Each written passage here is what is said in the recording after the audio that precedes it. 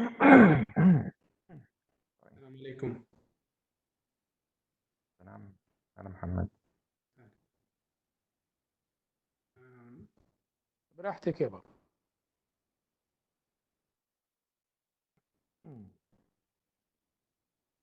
شير ذا سلايد. كنت مش طالع عندي. أنا مستغرب أنت ليه ما بيجيكيش نوم؟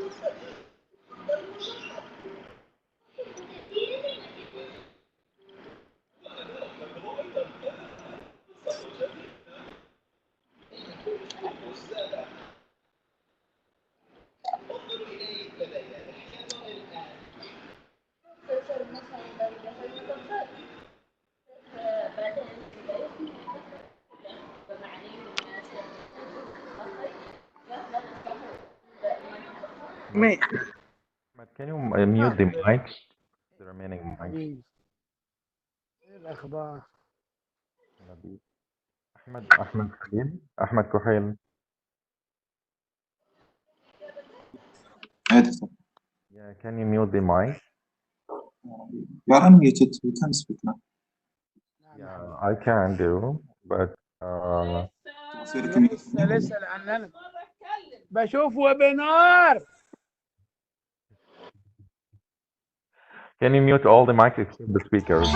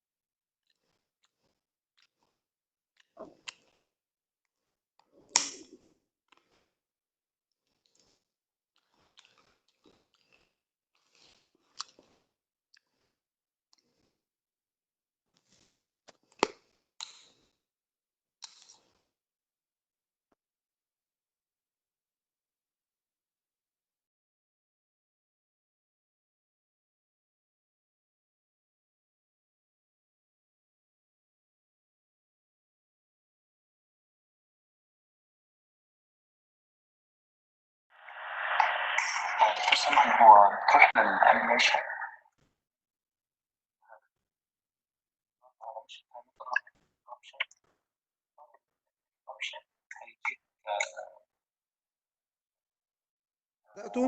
بدأتوا الميتنج؟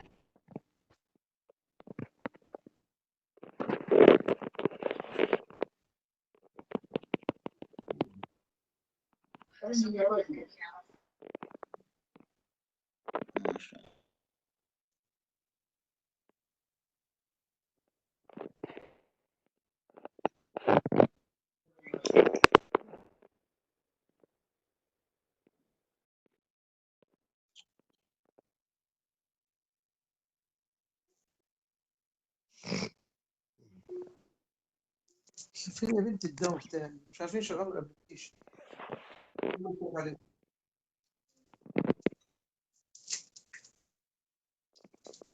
Mute the mic.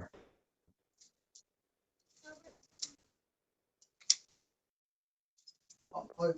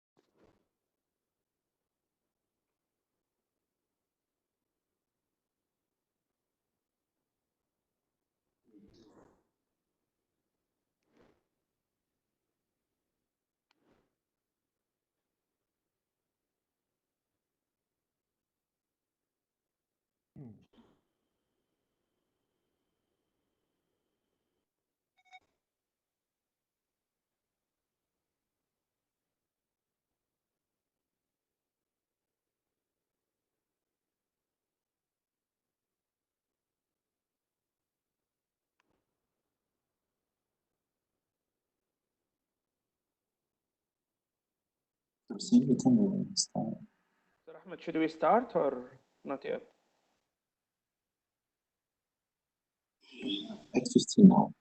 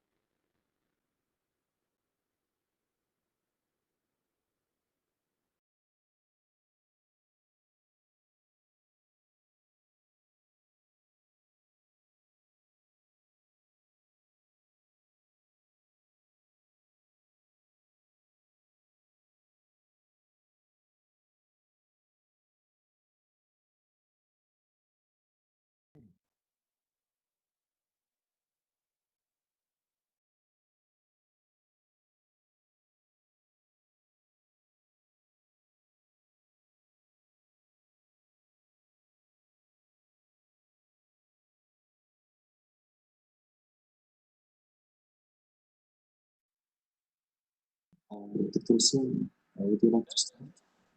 Should we start? Dr. Salman, Dr. Mohammed Al Sheef. Ahmed معي? Hey, Dr. Yes. Okay, should I start? I think yes, we can start because it's 15 already now. Now I can start? Yeah, you can start. Okay, great.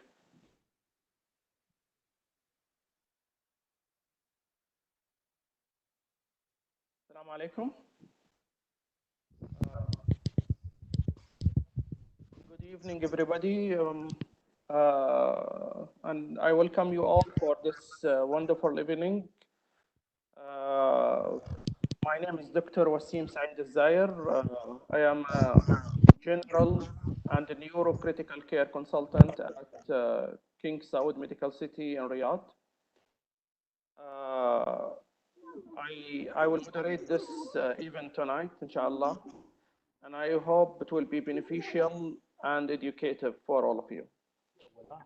My two guests tonight, the first one is Dr. SALMAN ABDULAZIZ. He's my colleague in King Saud Medical City. He's a consultant in internal medicine and critical care fellowship. He had his Arab board and Saudi board as well as MRCP of internal medicine in 2006. And he finished his Saudi fellowship in critical care in 2012. And after that, he went to Western University in Canada, where he finished his fellowship in cardiovascular critical care in 2019. Currently, he is working as a general critical care consultant, as well as cardiovascular critical care consultant in King Saud Medical City. He will speak tonight about diagnostic imaging of COVID-19 and the current challenges in the diagnosis. I would like welcome Dr. Salman. Our second guest, his name is Dr. MOHAMMED Al Sheef. He is a consultant in internal medicine with subspecialty in thrombosis and vascular medicine at King Fahd Medical City in Riyadh. Dr. Sheef, he finished his internal medicine and Arab board in specialty of internal medicine in 2008 at King Faisal Specialist Hospital and Research Center. And after that, he completed 2 years clinical fellowship in thrombosis and vascular medicine at McMaster University in 2010. He is also an assistant professor of internal medicine at King Saud bin Abdulaziz University. and as well as Princess Noura bint Abdurrahman University. Currently, Dr. Mohammed Al Sheef is a consultant in thrombosis and vascular medicine for the last 10 years in King Fahd Medical City. Dr. Mohammed Al Sheef, he will speak tonight about the common coagulopathic abnormality in COVID-19, and he will provide practical guidance for prevention of thrombosis and management of coagulopathy and DIC in COVID-19. For each speaker, they will have half an hour. Dr. Salman will start first, and we will have almost 15 minutes after his session for any inquiry or questions. So I would like to welcome Dr. Salman to start his speech about diagnostic challenges in COVID-19. Welcome, Dr. Salman. Thank you, Dr. Wasim. Good evening, ladies and gentlemen. I would like to thank Dr. Wasim and the scientific committee of the critical care department in King Saud Medical City for this invitation to the high-level or state-of-art academic activity. And also would like to endorse my greetings on the occasion of Ramadan, which is going to start this weekend, and hope that we'll make nice days without a lot of fear from coronavirus. Also, I'd like to greet my colleagues in the front line, the doctors who are fighting the coronavirus and all the levels of the healthcare system. So I would like to start now. So there is one request, yes.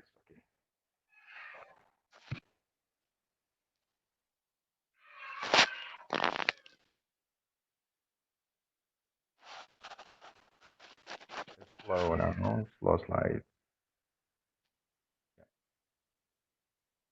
So my talk outline is I'm going to talk about the epidemiology of COVID-19 and the radiological manifestations of COVID-19 infection, in addition to the diagnostic challenges which we are facing in our practice, in addition to the recommendations at the end.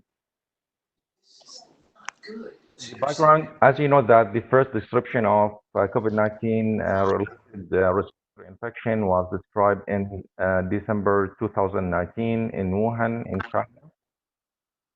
This virus is very notorious and is associated with rapid spread and rapid deterioration, clinical deterioration as well.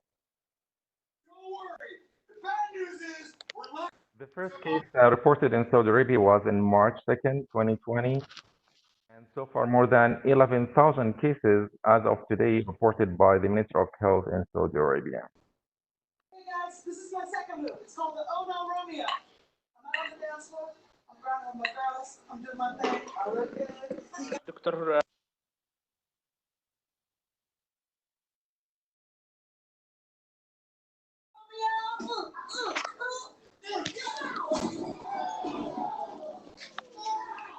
I'm not able to move the slide, Ahmed.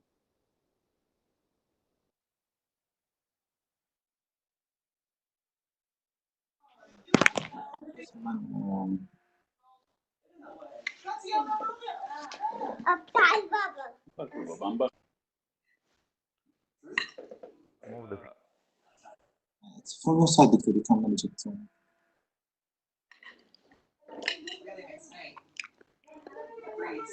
Is it possible, Ahmed, to mute all the audience, if you don't mind?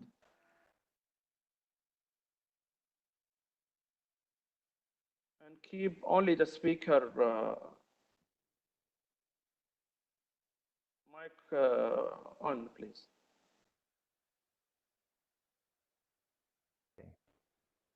I want to proceed with the slides. They are not moving forward, Ahmed. Actually, you are presenting from your side, so if you can just stop the first screenshot and again go back. Sorry. You can just make stop screen show. Okay. And do it again, please. Moving.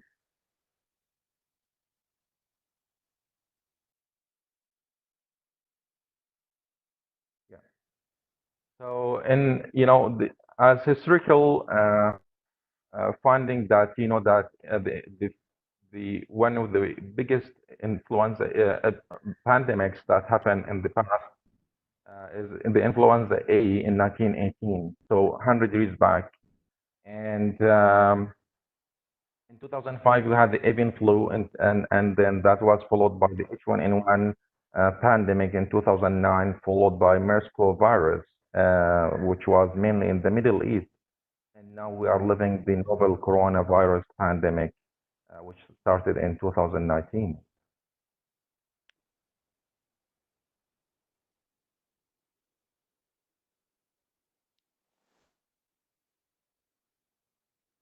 As you know that the radiological findings of any respiratory infection are dependent on the age of the patient, so extremes of the age, whether child or old age, they are prone for worsening of the infiltrate very quickly. The underlying immune system, if this immune system is so depressed, the patient is going to have diffuse chest infiltrate. Malnourishment is going to cause also change in the radiological finding, which will be atypical findings. And the chest X-ray may be normal in 10 to 30% of patients of COVID-19 related pneumonia. So here I would like to show you that the 3D imaging of COVID-19 pneumonia.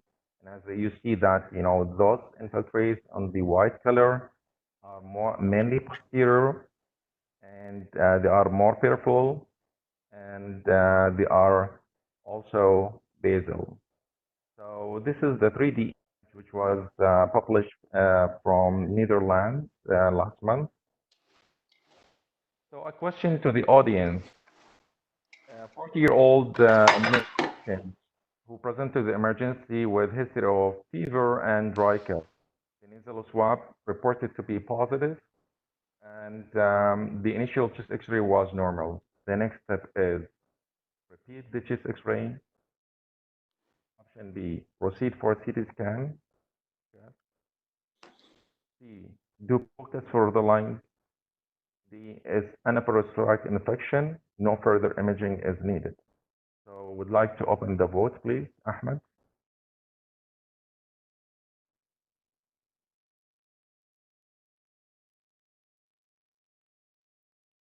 Ahmed. Okay, they are voting the chat.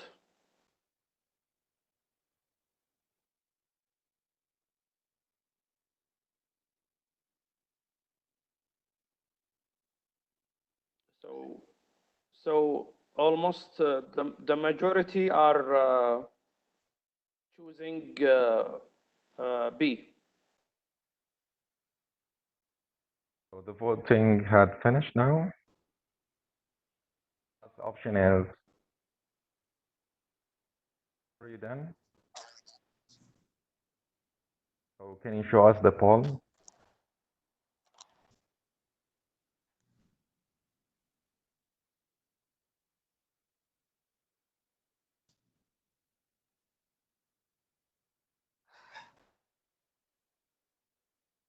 Still voting.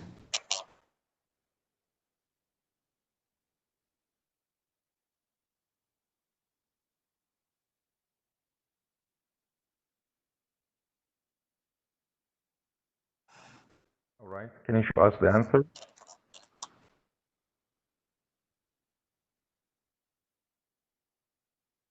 Ahmed?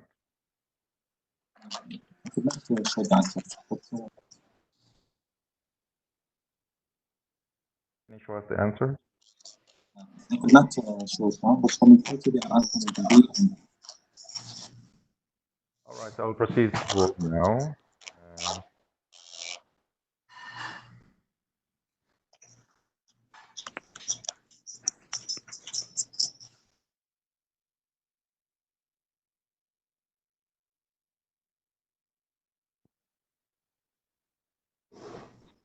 I need to proceed with the slide.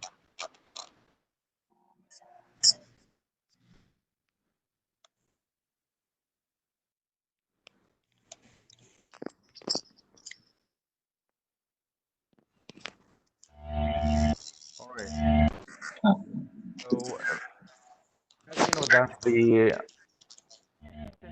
percent of the chest X-rays with patients of COVID-19, they have normal chest X-ray. CT scan is able to reveal pulmonary lesions that are not seen on normal chest X-rays in 50% of those population. Do we really need or no? I'm going to talk about it later on. So, Ahmed, if you can mute all the mics except me. Please, Dr. Ahmed, can you mute all the mics except the speaker and the moderator, if you don't mind?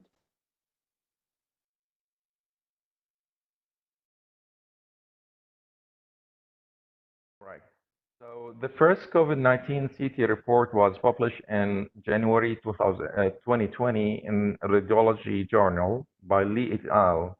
And as you can see that, the description of ground glass appearance of peripheral distribution as the basis is the most common feature that was observed later on.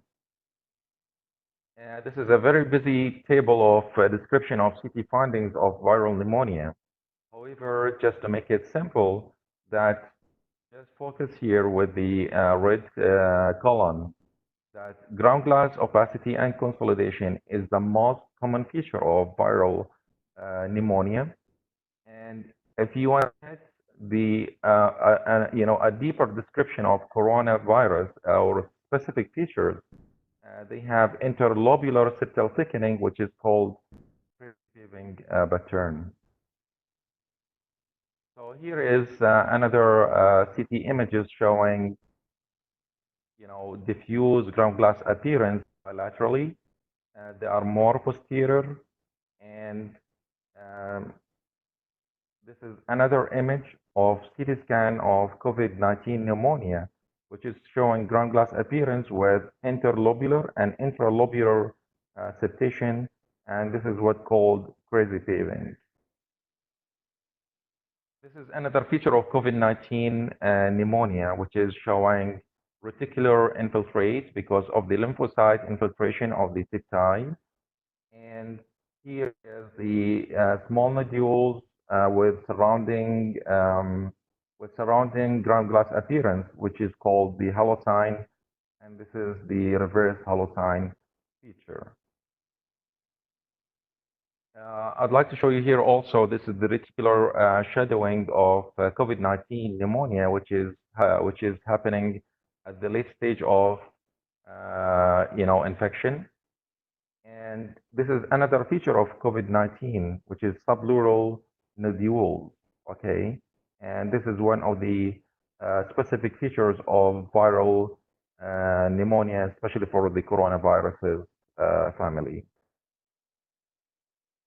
Here is another feature which is also specific for COVID-19 pneumonia. You can see that this is the ground glass appearance and the consolidation and the dilatation of the blood vessels surrounding the consolidation. This is called blood vessel enlargement or vascular enlargement. So COVID-19 pneumonia, what was learned from the CT scan that was done in the Chinese population? So this is a commentary was published in the Lancet Infectious Disease this month. It was talking about the benefit of early diagnosis of asymptomatic patients with PCR positive testing, and that helped for isolation of the patient. However, it also added another descriptive data for the patients with COVID-19 pneumonia, and that helped a lot for extra publications. However, what about the risk of the healthcare professionals? So extra healthcare providers should take extra precautions, extra PPEs using, and the risk of contracting infection is not so guaranteed 100%. European Journal of Radiology published a descriptive data of radiological features of COVID-19 pneumonia based on chest X-ray, chest ultrasound, and CT scan. This study was published from Italy, and the number of patients was 58. And here they describe the 32 patients had chest X-ray, and you can see that the commonest features of X-ray finding was bilateral infiltration, and it was mainly lower lobe involvement with consolidation appearance of the lesion.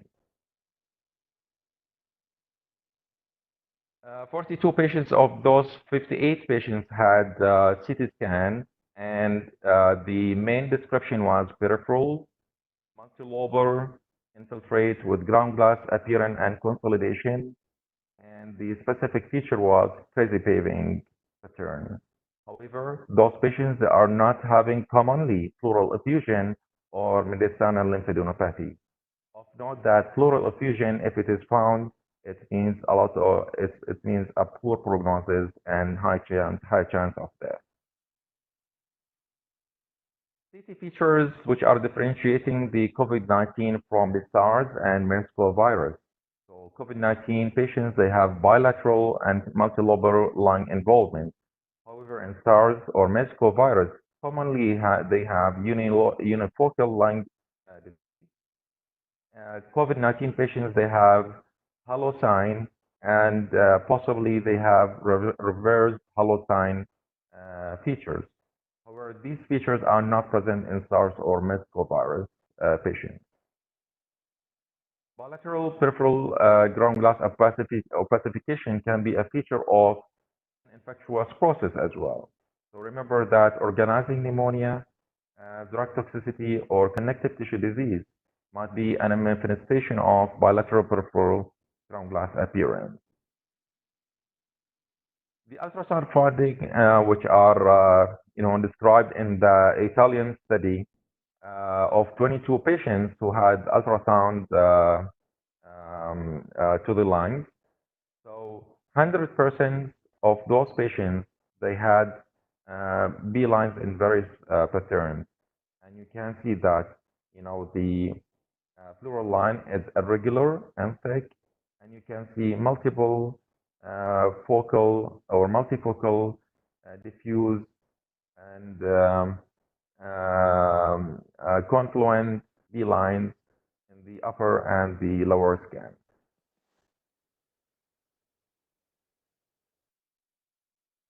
So a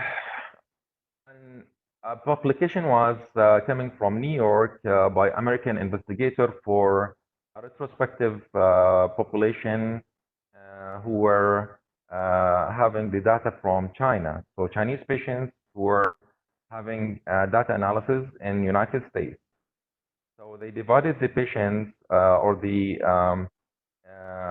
in time interval of the symptoms from the beginning of the symptoms to 2 days is early group. The intermediate group is between 3 to 5 days of the symptoms onset, and beyond that is late presentation.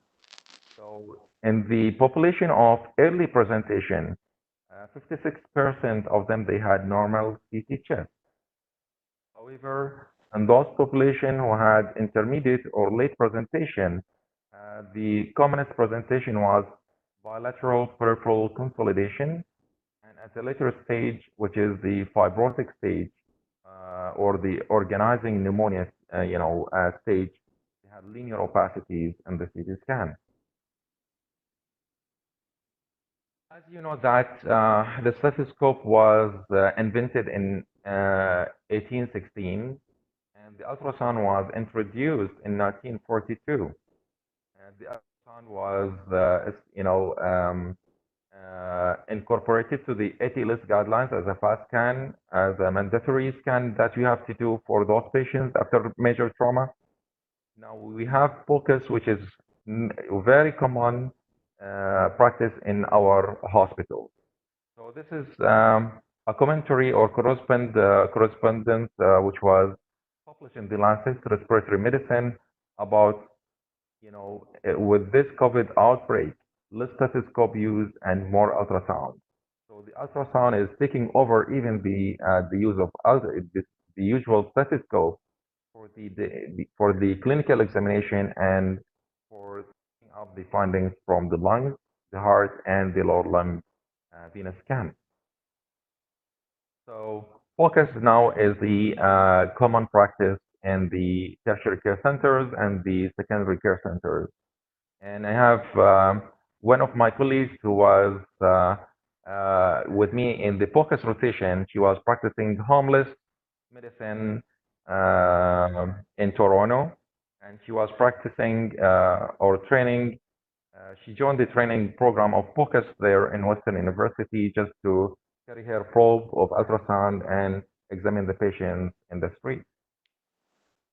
So the focus relevance is, that we want to limit the exposure of health personnel to the patient. So if you send the patient to CT scan or you ask the technician to come to do a chest radiography for the patient, you are increasing the risk of spread of corona infection to the health personnel. In addition to the sterility maintenance of the big machines, whether the chest X-ray or the CT scan, takes a lot of effort and time. Difficulty of winning big machines. So if the patient is connected to a mechanical ventilator because of CT scan, because of ARDS, not take the patient that so fast to the CT machine because of the transportation issue. And of course, you want to protect the healthcare workforce because we need a long breath to maintain ourselves and to take care of the COVID-19 patients on the long run, because we don't know when this pandemic is gonna end. And of course, you want to save the use of PPEs for the future. So you don't know what, maybe to some stage that you are not gonna have PPEs available in your institute.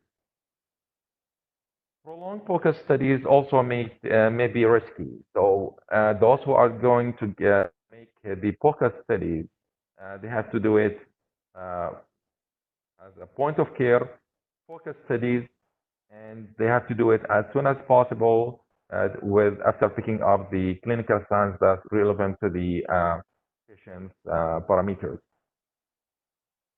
Clinicians also can provide cardiac ultrasound and help to triage the patients for echocardiography. What we are advocating for, or what suggesting for, is use the focus for doing the lung scan, limited heart scan, and lower limb scan to check for lower limb DVTs. So this is a publication by the Journal of American Society of Echocardiography, and they are on the same page. And as they are encouraging the use of cardiac scan in addition to lower limb scan, besides the lung ultrasound, for tailoring the diagnosis of the patient according to the differential diagnosis that you are thinking of.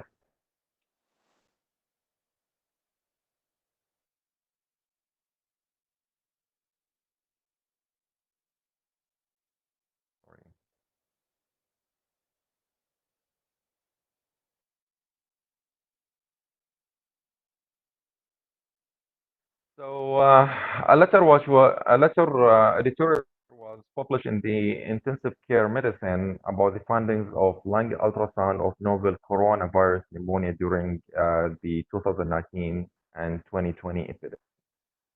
What they were talking about the characteristic features of COVID-19 by ultrasound. So B lines are the main feature. You can see by of various pattern, whether focal, multifocal, or confluent. Consolidation, whether translobar or non-translobar. In addition to the appearance of E-line during the recovery phase, and the pleural effusions are not commonly reported by the focus. Another advantages of the point of care ultrasound is it's a point of care, so you can do it very quickly, and is targeted. So you have to look, it will answer the question that you are raising before you look to the patient. You can repeat the exam at any time during the morning or the night without a lot of cost that it will consider in the long term. In addition to the absence of radiation exposure, and remember that it doesn't cost a lot compared to the scan or the conventional chest radiograph. Here is a comparison between the CT scan and ultrasonic features of COVID-19. And as published here, you can see that focal beeline is the main feature of the early stage and mild infection. Compared to CT scan of the lungs, that negative or atypical lung CT in the super early stage is reported by, this study or this paper. Then, so earlier in the first super early or early stage of COVID-19, infection, CT scan is not going to show you a lot of finding, and probably it's going to be negative. Compared to the ultrasound, so focal B-lines or multifocal B-lines is the primary feature, and it's pathognomic for COVID-19 pneumonia.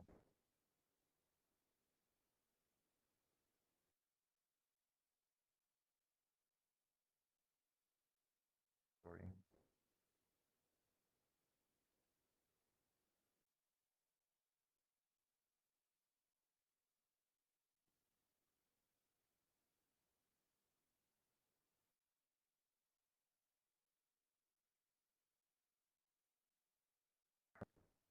This slide is not working. Dr. Ahmed, can you please move the slide?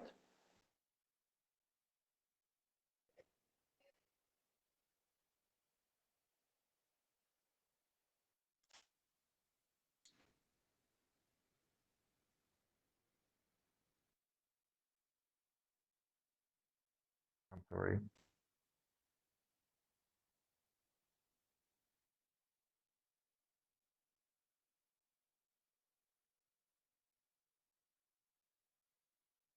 Okay. So I'm going to show you the typical findings of COVID-19 pneumonia by CT scan and point of care ultrasound. As you hear, you have pleural consolidation with ground glass appearance, and you have here the point of care ultrasound findings. So what you see is irregular pleural line, which is also thick, and you can see the confluent B lines all the way from the pleura down to the bottom. So this is called confluent B line, and you have thick irregular pleural line, which is a feature of COVID-19 infection. Another example of point of care ultrasound finding. So I'm going to show you here that you can see here is the irregular pattern of the pleura, and you can see here consolidation at the basal and the periphery of the lungs. And if you do this scan, you are going to see this one. So also here there's subpleural consolidation, and I will show you how the point of care ultrasound is showing that. So if you can focus with me here, you can see the pleural line, normal sliding.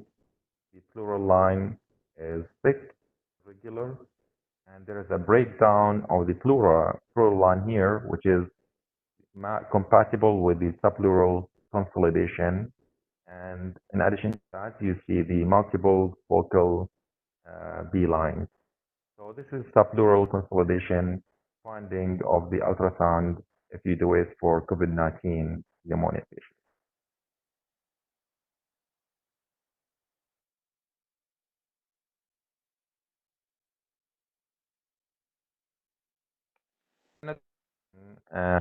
If you look at it at the CT scan here, so if you do the ultrasound for the lung, you are going to see the thick pleura, which is irregular, and you can see multiple B lines coming out from the pleural line down the way to the bottom. So this signature is called B line.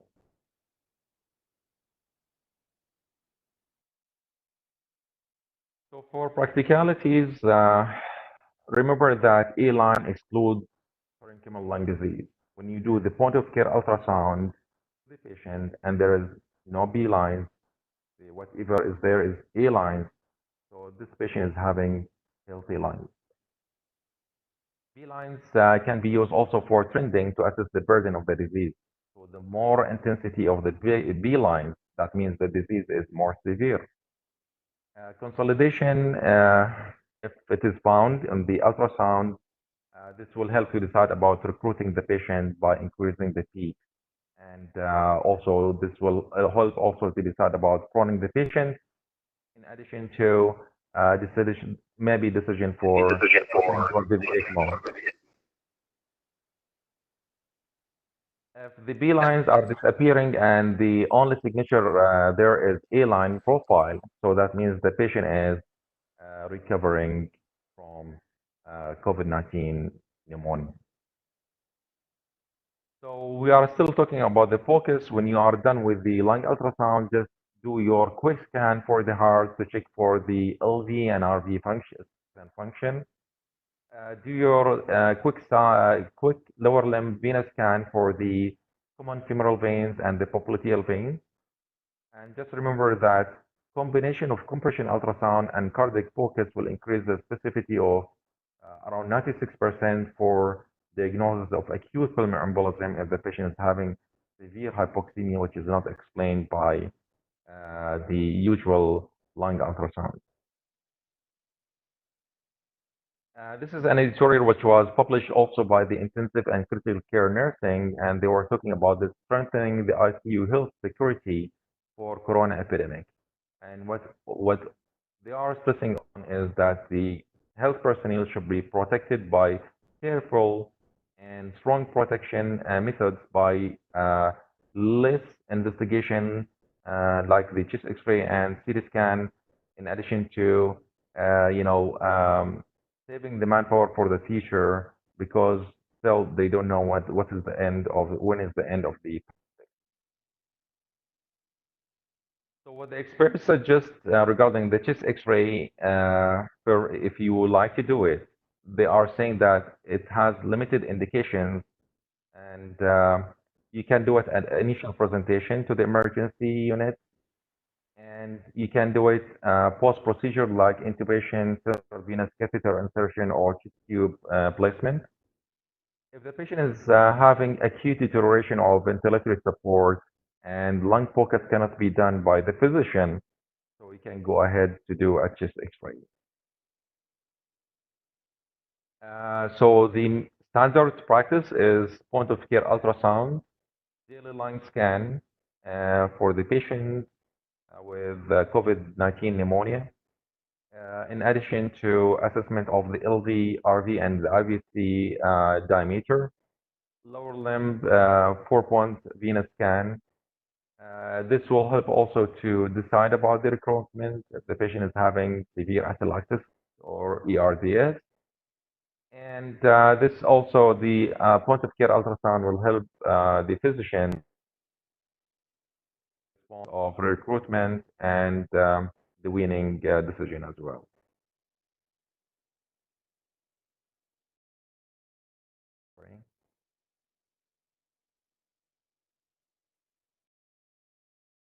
What about the CT scan? So it's strictly limited, and what the experts, they say that use it for unexplained severe hypoxia.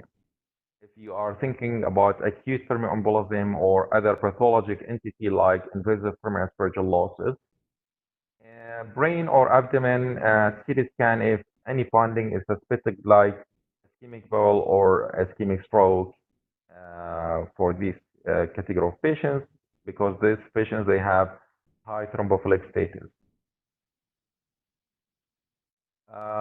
Conclusion. So diagnostic workup is essential for diagnosis of COVID-19 pneumonia patients. X-rays are less indicated. CT chest are less and less indicated. Focus is the golden rule with more practical approach. It's less expensive and safer for infection control. Point of care ultrasound, you can do it as a whole body scan, a diagnostic by trained physician if the case is indicated. And remember that for practical considerations that you have to clean the ultrasound machine by high disinfecting wipes. In addition to minimize the machine accessories as much as you can. So try to get rid of the gel bottles and extra wires around the machine. And try to save the machine only for COVID ICU patients. And don't transfer it between one ICU dedicated for non-COVID patients. Try to use the prop sleeves as much as you can, but it may limit the resolution of the images. Designating a machine for COVID-19 patients to a specific ICU. Now, I'll repeat the question again. A 40-year-old man presented to the emergency with history of fever and dry cough. The nasal swab reported to be positive, and for COVID-19, the initial chest X-ray was normal. The next step is A. Repeat chest X-ray. B. Proceed for CT chest. C. Focus of the lung. D. Is an upper respiratory tract infection. No further imaging is needed.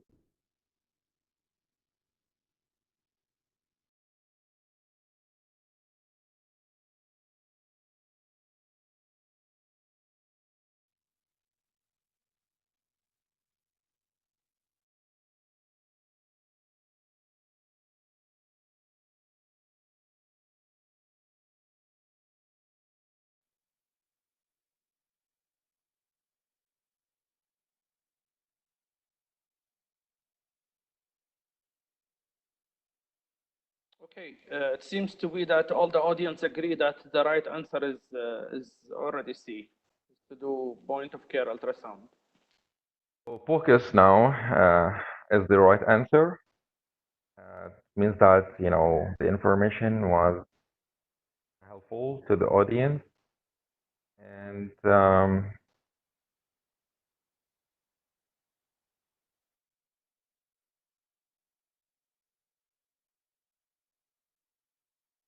need to go to the last slide. So if you are so excited to learn more about the how to do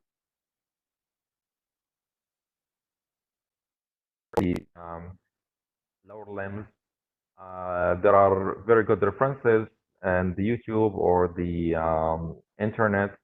So Western Sono website is a very good reference for education. And there is a very good lecture by Rob Arnfield regarding COVID-19 focus.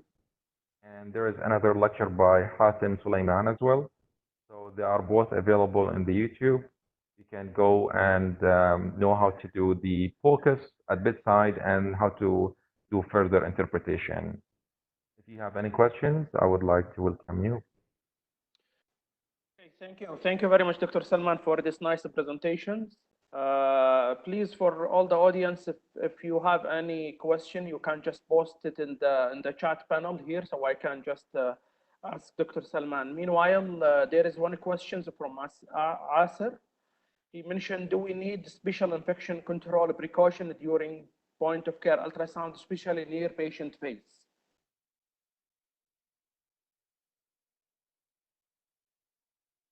Dr. Salman? Yes, sorry. Yeah, do we have one question now? Do we need a special infection control precautions during point of care ultrasound, especially near patient face? Well,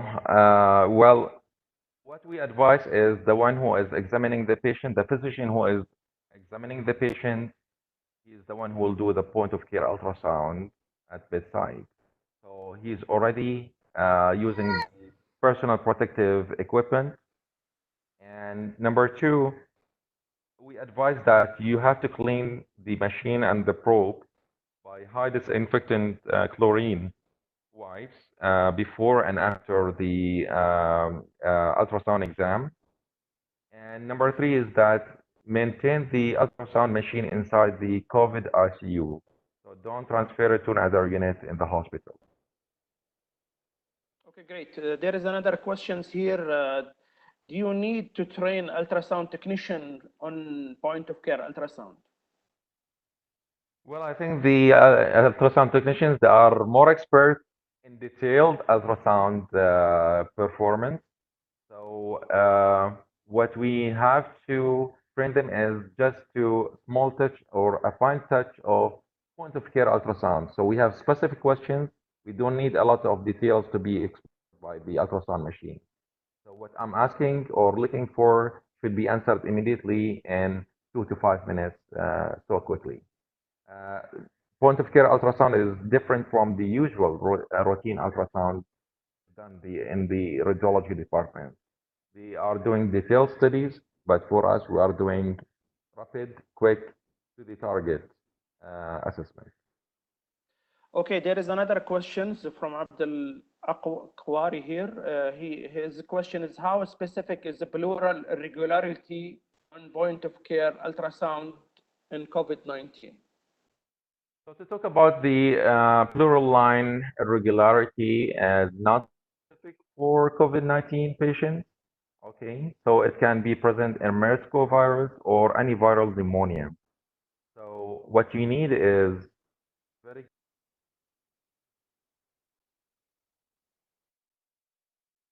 PCR of the patient, and from there you can have a better interpretation of the ultrasound findings.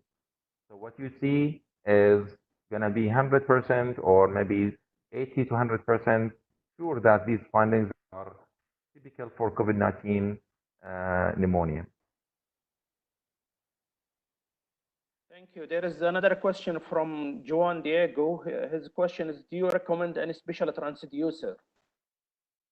Well, I use my low frequency probe for everything. And I prefer that you use one probe, okay, to avoid contamination of the other probes by the coronavirus.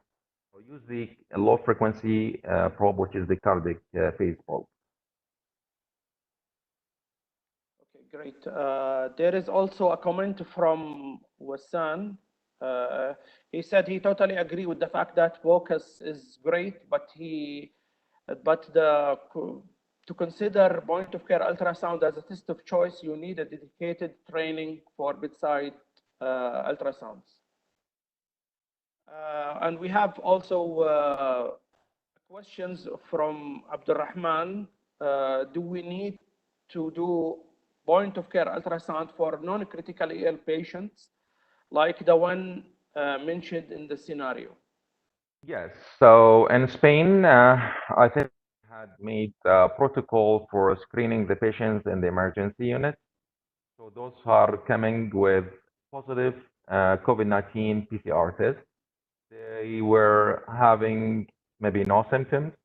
So they were scanning their lungs by ultrasound, and they were deciding that, oh, this patient is not having B lines, so he can be managed as outpatient. And those who were having B lines, they were very careful about discharging them, and they were admitting them to the hospital. And those who were having diffuse, features of COVID-19 by ultrasound, maybe they were under observation or admitted to the critical care earlier. So it's very helpful for triaging the patients in the emergency unit. Okay. From Wassan, his question is how to do point of care ultrasound in a prone patient? Well, okay, that's a good question. So proning. Well, as you know that the concept of proning is to relieve the atelectasis, because of the dependent areas if the patient is lying supine. So when you prone the patient, there will be a better aeration of the dependent areas. So by proning, you are expecting that the consolidation is going to improve, and maybe to some extent that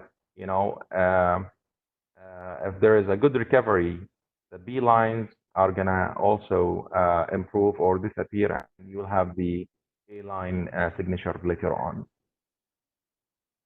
Okay, great. Another question from Mohammed. He mentioned, is there any study shows the correlation between point of care ultrasound and severity of the disease or an adverse outcome? Well, all studies are ongoing on now for the point of care ultrasound and the COVID-19 pneumonia or ARDS. So to make a conclusion about this statement, we need a lot of papers to be published in the future. And I think many studies are ongoing on in Italy, Spain, and North America.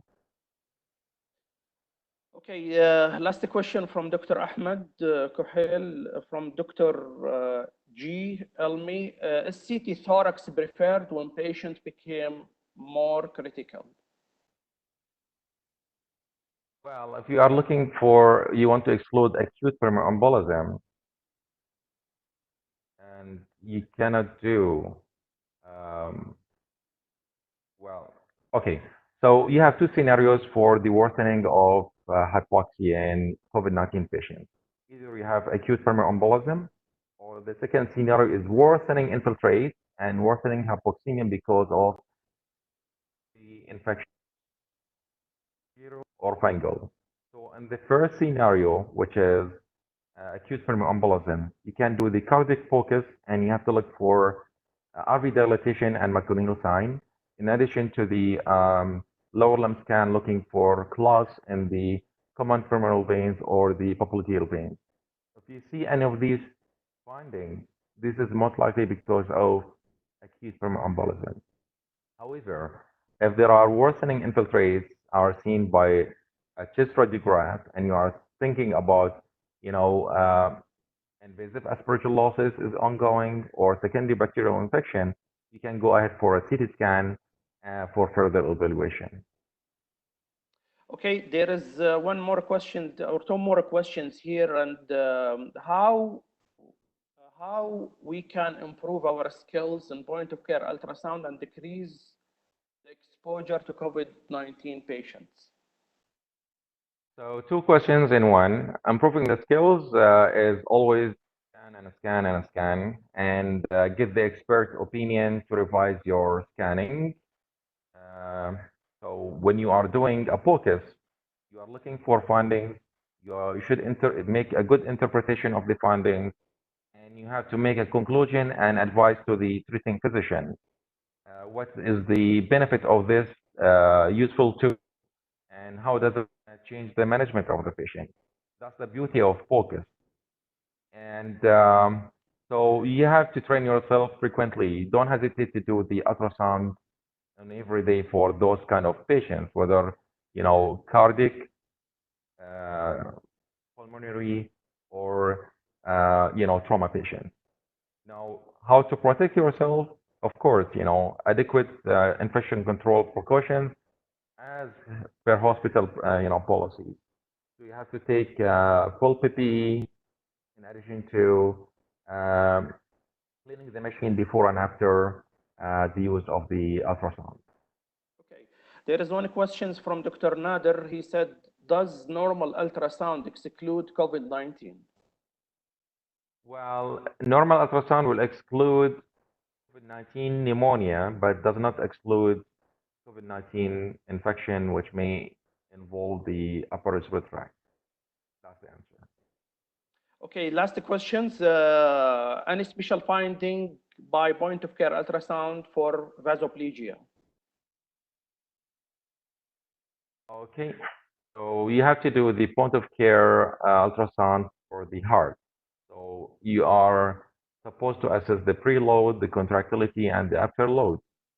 And from there, if you are having a patient who is having, for example, septic shock or severe vasoplegia, if the if the preload is okay, the contractility is okay, so that means most likely the problem is with the afterload and vasoplegia.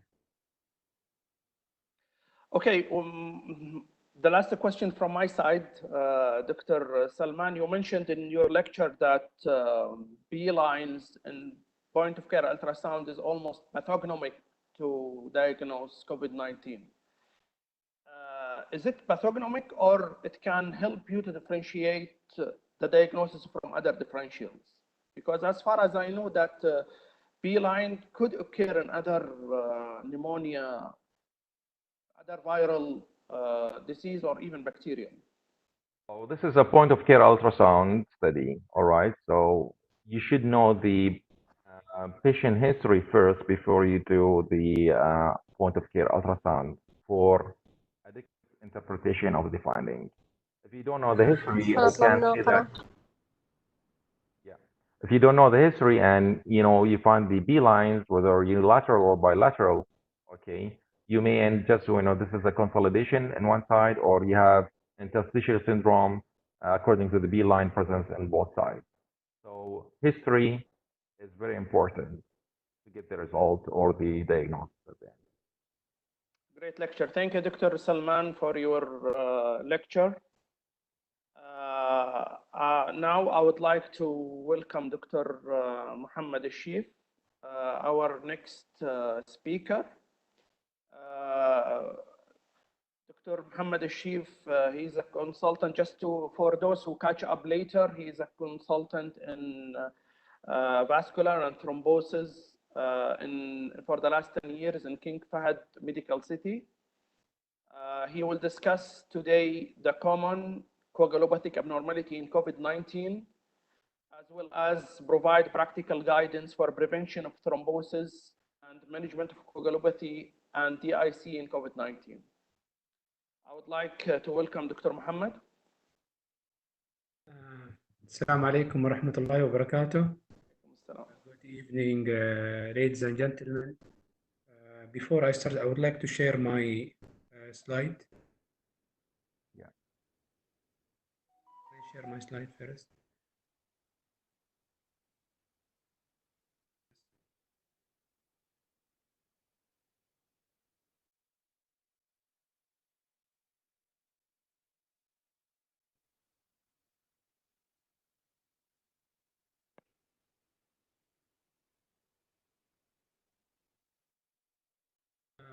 Assalamu alaikum wa rahmatullahi wa barakatuh.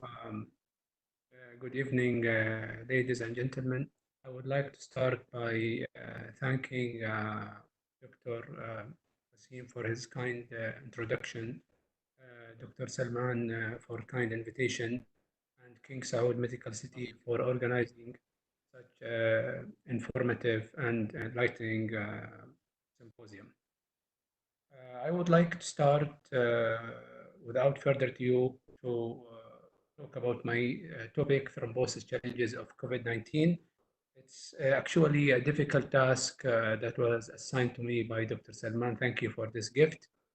I really did enjoy your presentation, and will try to link your topic with my topic, so the audience get more insight about COVID-19 and thrombosis.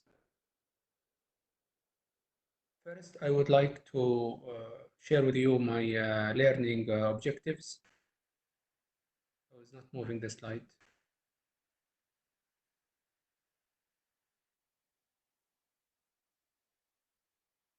Dr. Ahmed Kuhail, can you please?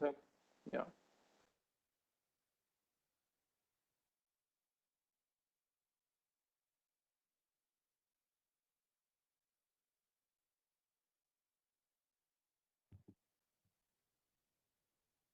I can't move it.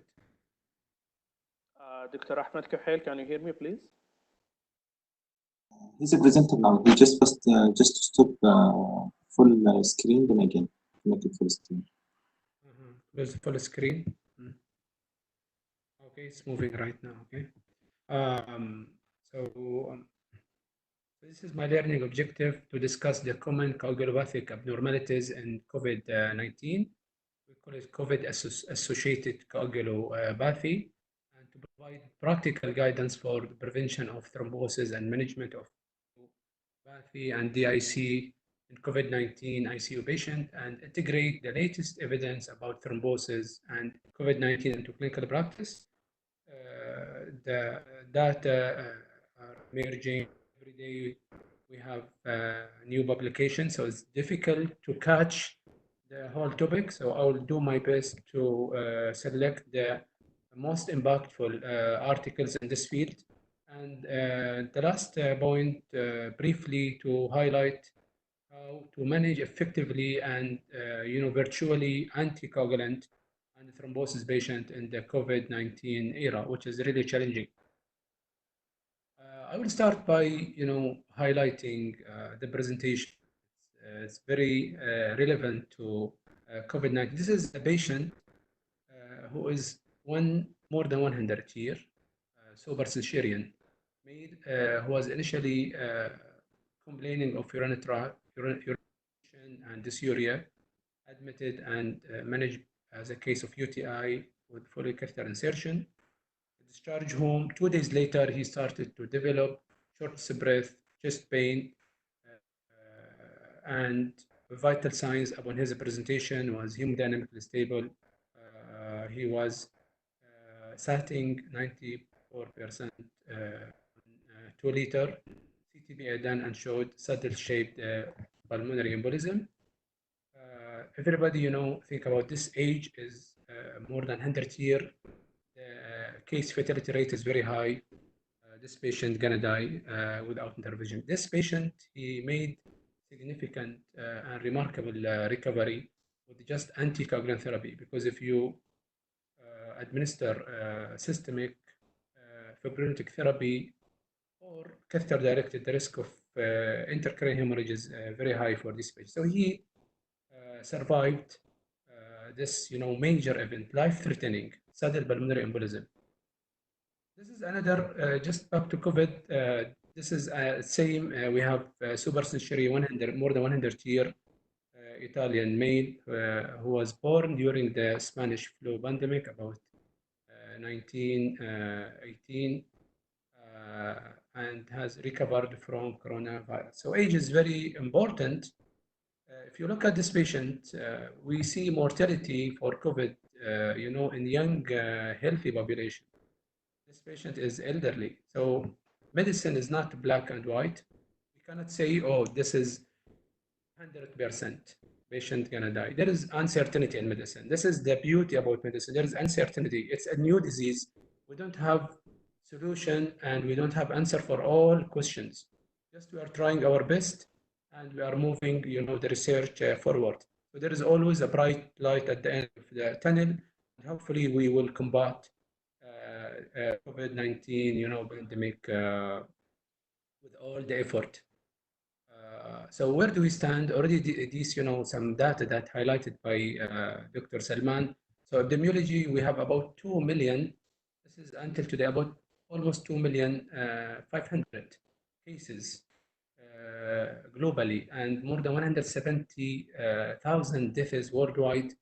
About the updated number about 11,000 cases and more than 100 deaths in Saudi Arabia. Luckily, the mortality is low, is about 1%, and nearly every country of the world affected by COVID-19.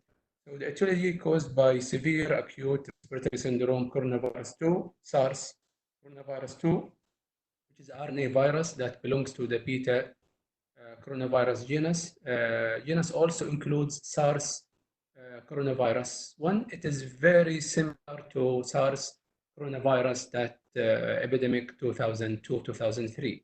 It's a bit different from MERS coronavirus. That's why we call it SARS coronavirus 2, because it is very similar to SARS coronavirus 1. The pathogenesis is very interesting. That virus uses ACE angiotensin converting enzyme, 2 as a receptor binding to spike glycoprotein on viral envelope. So in response to viral antigen, there is intense immune response that have immune cells release pro-inflammatory cytokines and chemokines, resulting in uncontrolled systemic inflammatory response. We call it cytokine storm or cytokine release syndrome. So this is the reason for severe pneumonia, for ARDS, for thrombosis, for mortality. And there is very, there's a link between inflammation and thrombosis. That's why this is the topic, how, to talk about thrombosis challenges of COVID-19. We know about incubation, this is about severe infection, mild, moderate. It depends the recovery and whether it is mild, moderate, or severe. Diagnosis was covered by Dr. Salman, and there is a radiological and there is, PCR from nasopharyngeal swab. There is clinical radiological features. Most common symptoms: fever, dry cough, malaise, myalgia, headache, and dyspnea. So treatment is supportive, oxygen therapy. Severe cases, you can have mechanical ventilation, antibiotics. If you have bacterial superinfection suspected, then you use ceftriaxone, azithromycin. In the practice, all patients with COVID-19 pneumonia, viral pneumonia, we use ceftriaxone and azithromycin. And yes, there is ongoing RCTs investigating hydroxychloroquine and favipiravir and remdesivir and interleukin-6 pathway inhibitor, tocilizumab. All they are ongoing, but still used in the clinical practice here in Saudi Arabia. So hydroxychloroquine is used commonly. Also, the tocilizumab used, and convalescent plasma and exchange blood transfusion used for severe cases. So just moving to topic to explain the relationship or link between thrombosis and inflammation, or hemostasis and thrombosis. So you have the procoagulant. The procoagulant, it converts fibrinogen to fibrin through, thrombin generation. Then fibrin undergo clot lysis through fibrinolysis or fibrinolytic. That's why we'll have what we call fibrin degradation products and D-dimer. This is a simple, a nutshell, just to move to explain it further. So how inflammation, how infection can trigger thrombosis. So this is very important. So we have this, schematic, presentation about the organism, which is bacteria like COVID-19. So you have what we call inflammatory response, the immune inflammatory response. What happens? So recruitment of the inflammatory cells, monocyte, neutrophil, eosinophil, etc. So they will release the inflammatory markers, the cytokines, pro-inflammatory cytokines, interleukin-6, interleukin-1, tumor necrosis factor. In addition, the organism activate or stimulate the endothelium. Endothelium also going to secrete the interleukin-6 and tissue factor. This is very important trigger, intense trigger for coagulation and thrombosis. The tissue factor, tissue factor pathway bind with factor 7 and lead to thrombin generation. So you have a thrombin lead to fibrin formation. So you have, this is the clot that form. It's the platelet RBCs are entrapped by the fibrin fibers. So you have the fibrinolysis, then you have the fibrinogen degradation product. So you have first inflammatory response, then you have a thrombotic response to infection. Usually that's why we have a thrombotic response is later rather than the initial presentation. Then you have the fibrinolytic response to infection.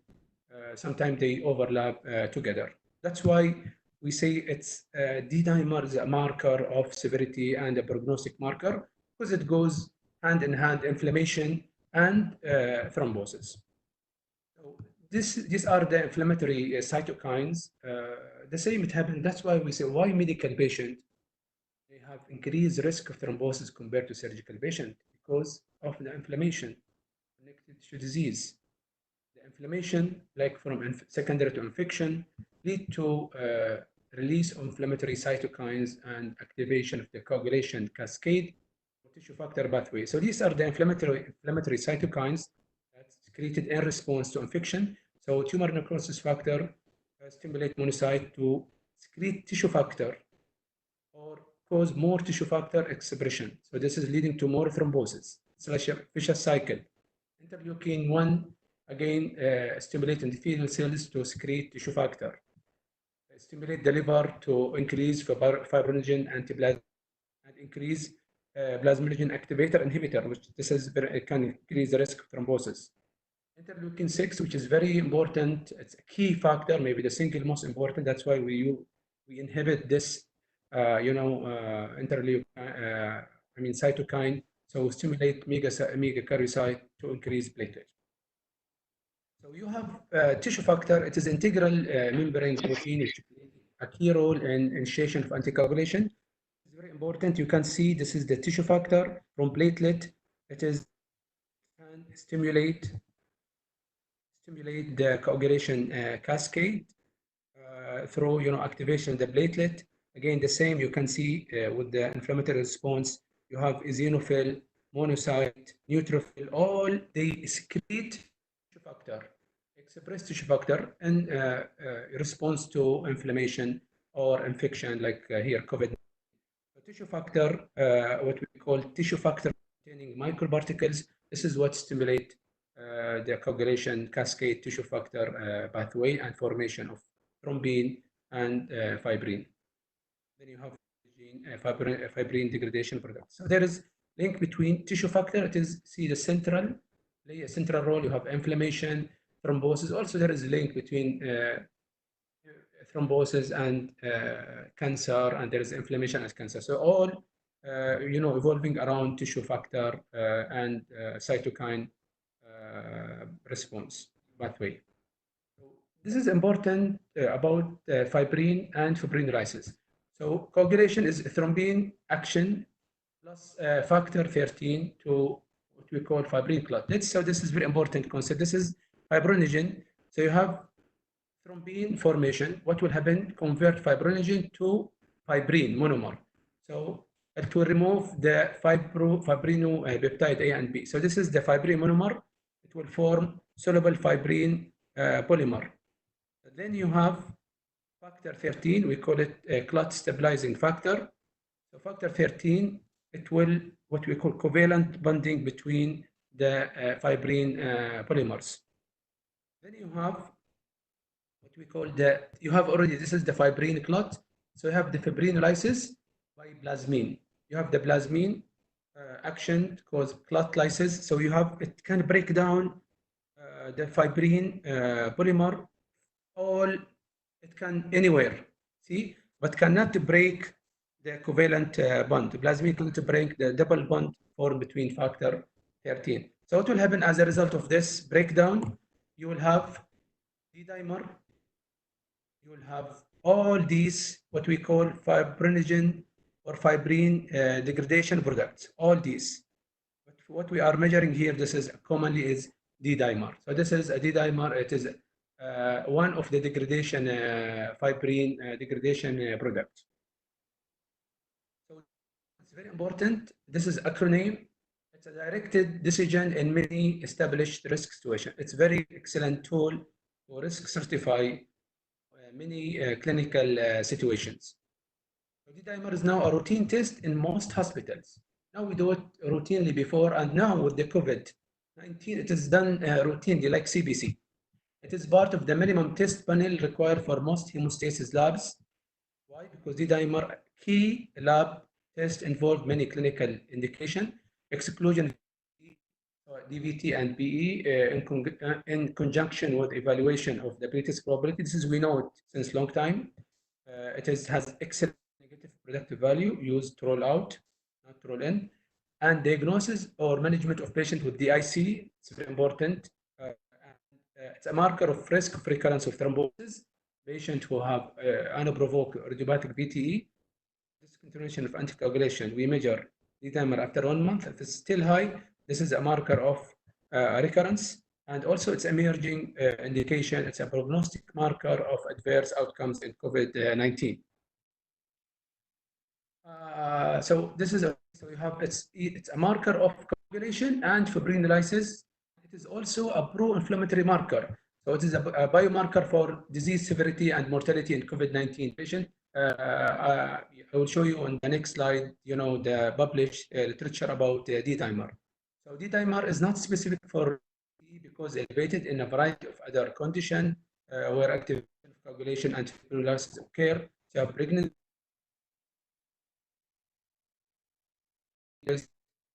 COVID-19 infection, you have acute syndrome, syndrome, stroke, cancer. So if you have a patient coming with COVID-19, elderly, the D-dimer is going to be elevated. Maybe the patient have cardiovascular disease. So remember that if you have D-dimer elevation, it's attributed to many factors, not only COVID-19, not only its thrombosis. So you have to keep it, you have to interpret it in the context of the case scenario. So there is no reason explaining why D-dimer is not used to confirm presence of the disease, but used as exclusionary parameter to rule out VT. It's very important here, quote, I came to my attention, I use it in this, COVID-19 era.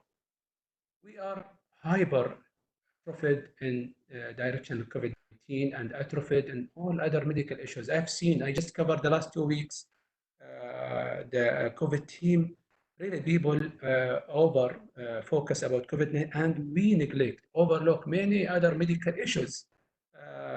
So this is very important. We are really, because this is a stressful situation, really we have to be, make good clinical judgment. Yes, COVID-19 the most important right now. However, we should not neglect other important issues. The patient will never care how much you know until they know how much you care. This is very important quote. So just to overview with you the literature, it is rapidly evolving. I will just take a snapshot about what the prevalence of thromboembolism in patients with severe novel coronavirus pneumonia. There is correlation between severity of the disease and thromboembolic risk.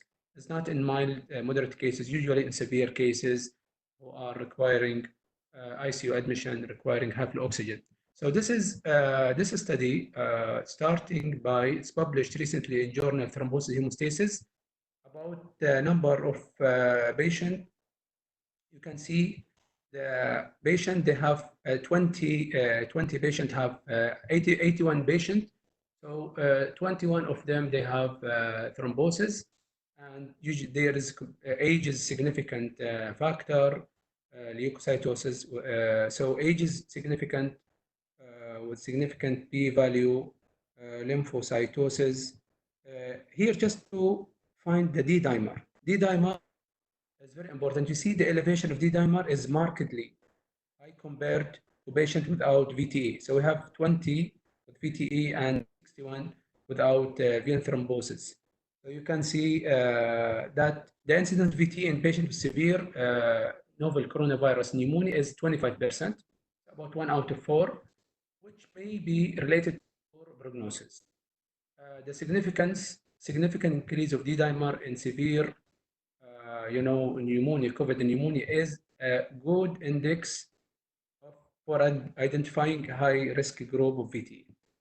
So if you have such very high elevations, let's say a scenario, a patient having worsening of, requiring high FiO2, in spite of the pneumonia is not progressing, and D-dimer is keep rising, I should keep in mind pulmonary embolism. This is very important to keep it in mind. But this is one study, and there is another recently published from Netherlands by Dutch, group, incidence of thrombotic complication in critically ill ICU patient. This is very important study for ICU team with COVID-19.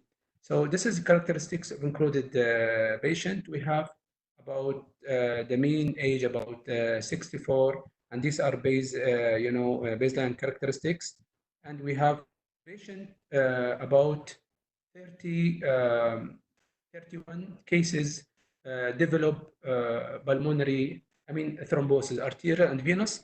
The most common we have, it's pulmonary embolism, and about 80 at least PE in segmental arteries cases, PE limited to subsegmental. We know the clinical significance subsegmental PE, so it's not that significant. Like you have more proximal pulmonary embolism, you have DVT, you have arterial thrombosis, and the risk is increasing with about that ratio, about 31%, that incidence, and the risk is increasing with time in the ICU. So this is follow-up days.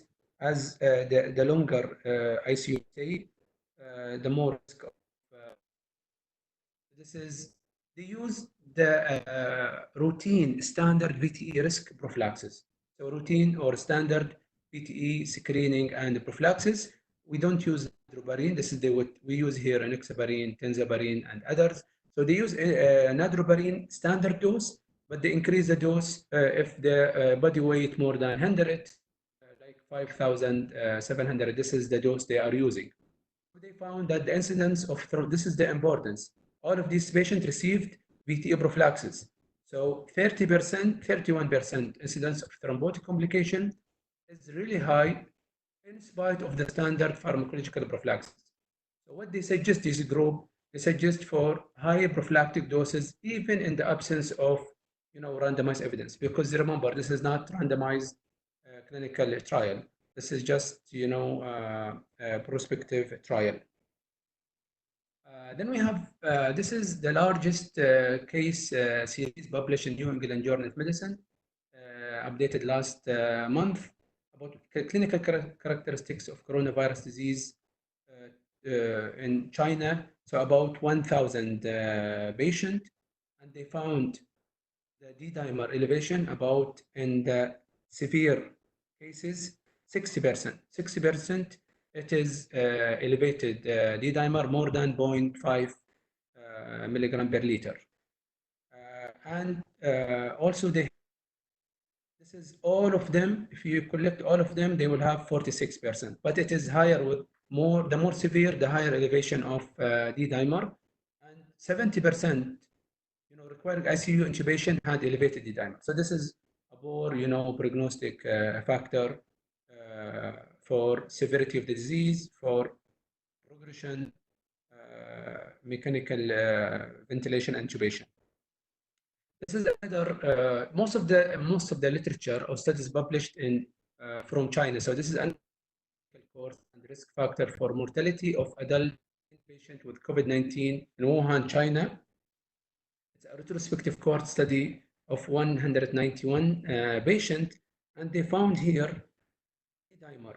So this is you have non-survival who died, and you have a survivor. The D-dimer more than 1, it's about 80, more than 1 microgram, about 81%. So this is very high in patients who non-survival compared to survival 24% with significant p-value. Again, here there is important the prevalence of severe thrombocytopenia less than 1. It is not common as compared to other sepsis. So this is less thrombocytopenia, which is one of the distinguishing feature of COVID associated coagulopathy. So it's only 20% versus here the survival about 1%. Also, the prothrombin time elevation, there is elevation in the non-survival compared to the survival. So conclusion, potential risk factor for older, high SOFA score and D-dimer greater than 1 could help patient to identify patient with poor prognosis at early stage. So I showed you 3 studies about D-dimer and disease and as a prognostic factor. Then you have abnormal coagulation parameters. You can see here that 0.61 survivals, non-survival 2.12. So this is higher, more elevated with significant B value. And they found this is like a dynamic changes. The BT, so this is the non-survival, and this is survivors. They found that, non-survival, the BT is progressively increasing. Okay, who have normal BT, and also the ABT the same, who is increasing non-survival. The one is non-survival, and D-dimer. See, the D-dimer is with time is increasing. So really, it's a pretty good marker for that abnormal coagulation parameter really associated with poor prognosis in patient with. Same for fibrinogen degradation products and also fibrinogen. Here, I did not show you fibrinogen. It's one of the markers. So these are really associated poor prognosis, and this is for DIC. DIC, they for non-survival, about 71%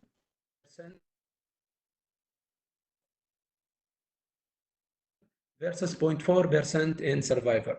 So again, so this study shows that abnormal coagulation result, especially markedly elevated D-dimer and fibrogen or fibrin degradation product, are common in deaths with nosocomial, sorry, with coronavirus pneumonia.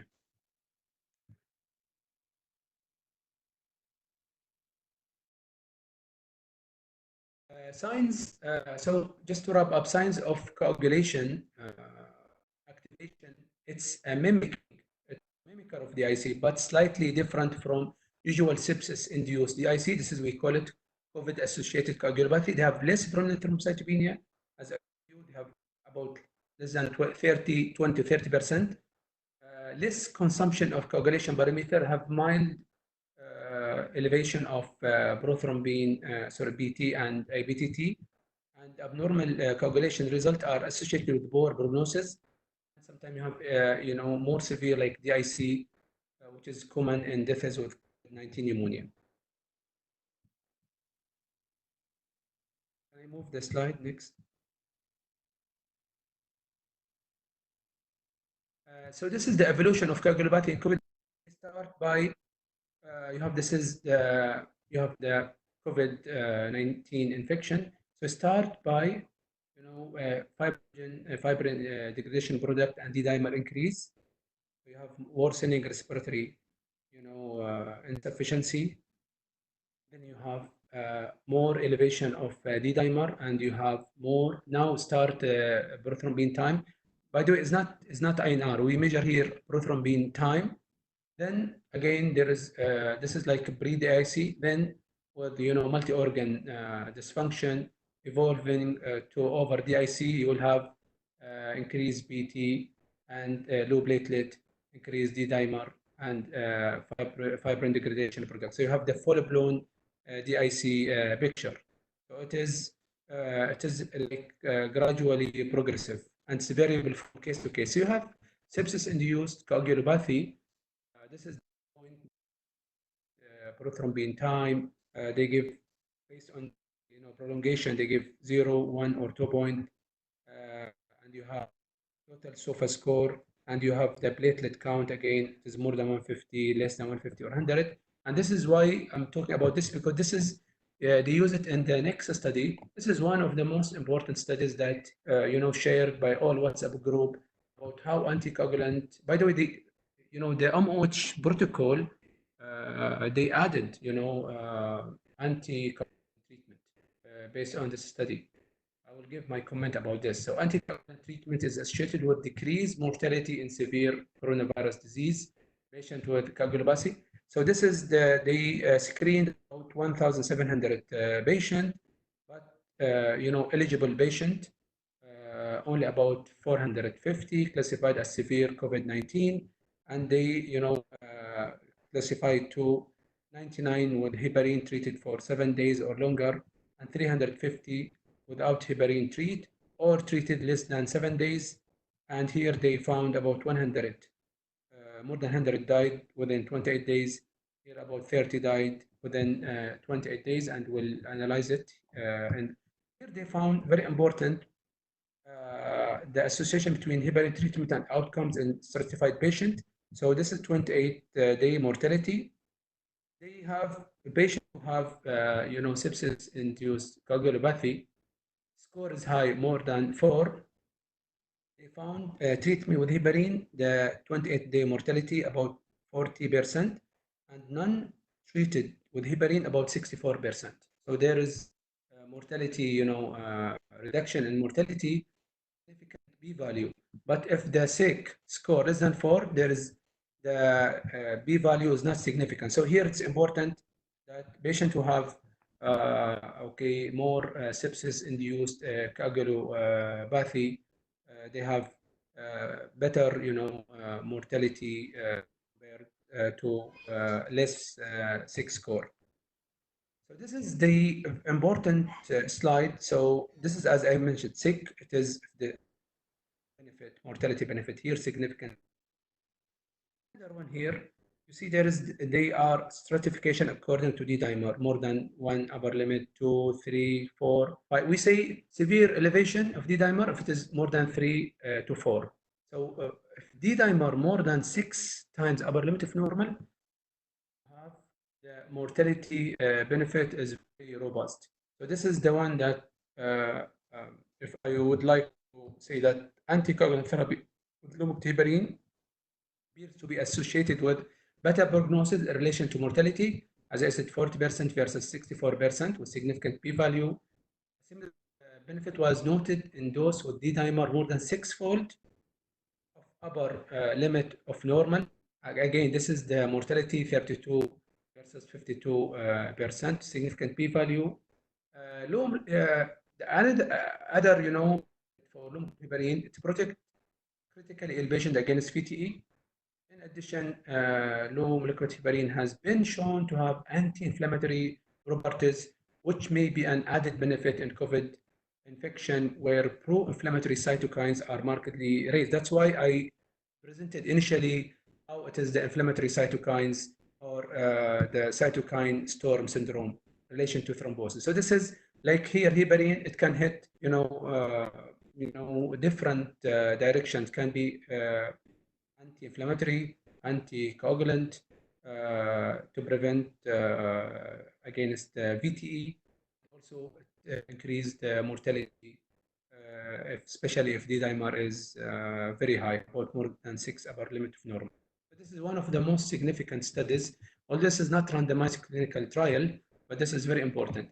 Also, thrombocytopenia is associated with severe coronavirus disease. They found that the thrombocytopenia is more, this is a meta-analysis of 9 studies. Patients with nearly 400 severe disease identified that the platelet count was significantly lower in patients with more severe, about the mean, about 31 platelet. So from 29 to 35. And subgroup analysis, comparing patient by survival noted lower platelet count correlated with mortality. So the lower platelet count, the higher mortality, also associated with over 5-fold increase in the risk of severity of the illness. So low platelet count is associated with increased risk of severe disease and mortality. So this is guidance, ISTH interim guidance on recognition and management of coagulopathy in COVID-19. So they first, this is routinely done. So D-dimer, prothrombin time, platelet count, and fibrinogen, we check. If they are D-dimer markedly elevated, we highlighted this one. Addition, prothrombin time, prolonged platelet count, 100, fibrinogen than 2. So admit patient, even no other concerns. Monitor once or twice daily, and start prophylactic dose low molecular weight heparin. Here, they did not recommend to go for therapeutic. Only just this is a prophylactic dose heparin. But as I'm aware, there are upcoming guidelines that might change, the recommendation to give maybe half therapeutic or full therapeutic. But for the time being, they recommend just a prophylactic dose. And the blood product as per protocol, this is the blood product, this is the parameter that we need to monitor if we are administering blood product for this patient. So DOACs and now navigating or shifting the gear to DOACs and therapies in the COVID-19 era, this is very important to consider the current crisis as an opportunity to switch patient receiving warfarin or vitamin K antagonist to DOAC as long as it is within the indication. So you should not use it in antiphospholipid syndrome, mechanical heart valve, or patient with severe renal insufficiency or end-stage renal disease. So number 2, to consider DOAC for indication like unusual site thrombosis, like cerebral vein thrombosis, blank vein thrombosis, where DOACs have been trialed but not yet been accepted for widespread use. So you can use it in this, COVID-19 era. So consider DOACs for indication like cancer-associated thrombosis, as recent trials have clearly shown equal efficacy for DOACs and lumoxitibarine in these patients. So you have to keep in mind that should not be used in patients with gastrointestinal genitourinary cancer. Number 4, to exercise caution not avoidance, just to exercise caution with DOACs in patient admitted with COVID-19 illness who can continue to take oral medication for the following reason. Like a patient already on DOAC or stroke prevention like atrial fibrillation or VT treatment, and you have started the patient on antiretroviral drugs, you have to be careful because there is significant drug-drug interaction. Also, renal function, switch to heparin. DOACs are certainly of more practical use than VTA, especially during the COVID-19 pandemic, as they don't need laboratory monitoring. So what are the challenges we are facing, for this is ambulatory care patient for thrombosis of healthcare and thrombosis. This is, we call it, there is a transformation, digital transformation in medicine.